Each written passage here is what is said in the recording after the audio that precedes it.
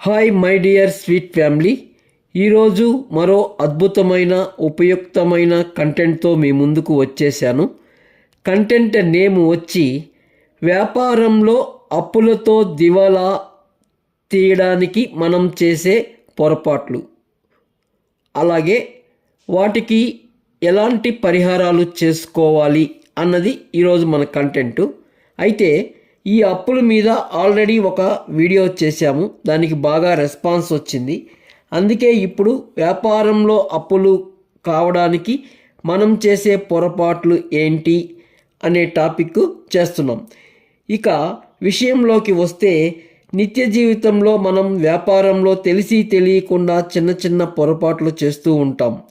పేరుకు అవి చిన్న పొరపాట్లు అయినా వాటి వల్ల నెగిటివ్ ఎనర్జీ మాత్రం భారీ స్థాయిలో ఉంటుంది.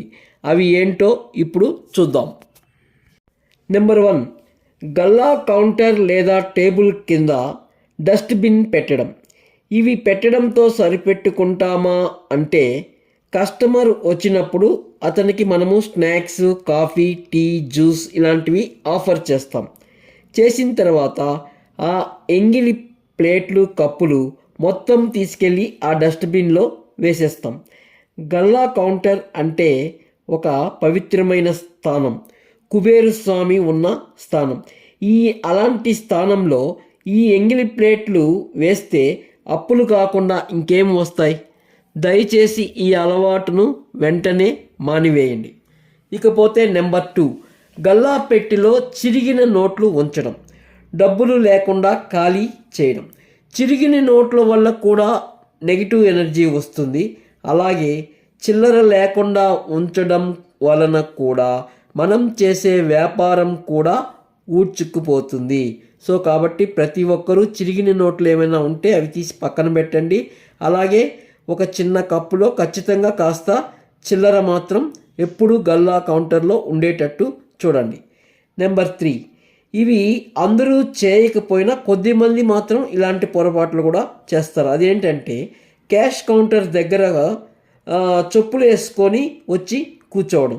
ఈ పొరపాటు కొద్దిమంది చేస్తారు. ఎవరైనా చేస్తూ ఉంటే ఆ అలవాటు కూడా మార్చుకోండి. ఎందుకంటే గల్లా కౌంటర్ అనేది చాలా లక్ష్మీకరం, పవిత్రమైనది. నెంబర్ 4, వ్యాపారం లేని సమయంలో, అంటే మీరు ఖాళీగా ఉండే టైంలో క్యాష్ కౌంటర్లో కూర్చొని కునుకు తీస్తూ ఉంటారు, అంటే నిద్రపోతూ ఉంటారు. అలా చేయడం వల్ల మీ వ్యాపారం కూడా నిద్రపోతుంది అన్న విషయం గుర్తుపెట్టుకొని, ఎట్టి పరిస్థితుల్లో కౌంటర్లో కూర్చొని ఉండేటప్పుడు మాత్రం కునుకు తీయబాకండి.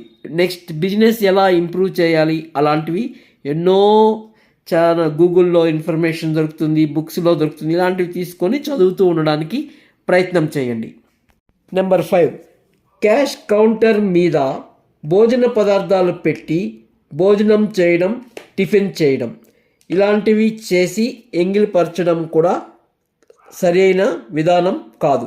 ఆ అలవాటును కూడా మార్చుకోవడానికి ప్రయత్నం చేయండి.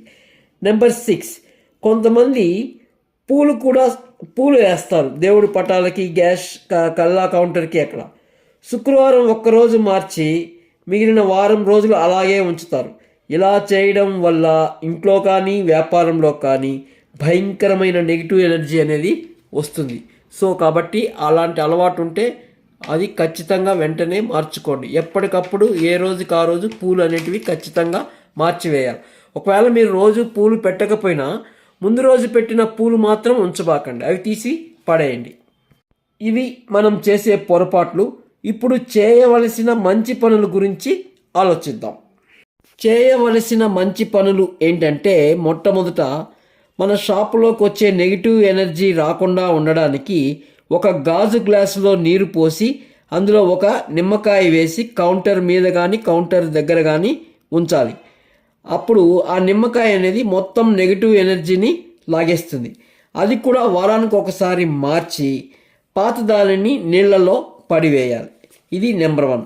నెంబర్ 2 వచ్చి, ప్రతిరోజు సాయంత్రం నిమ్మకాయతో కానీ లేదా కనీసం ఏదైనా ఒక పేపర్ ముక్కతోనైనా సరే అట్లా 3 సార్లు వెలిగించి అట్లా 3 సార్లు షాప్ చుట్టూ తిరగాలి. అప్పుడు షాప్లో ఉన్న నెగిటివ్ ఎనర్జీ అంతా ఈ యొక్క మంట వైబ్రేషన్కి లాగేస్తుంది అనమాట.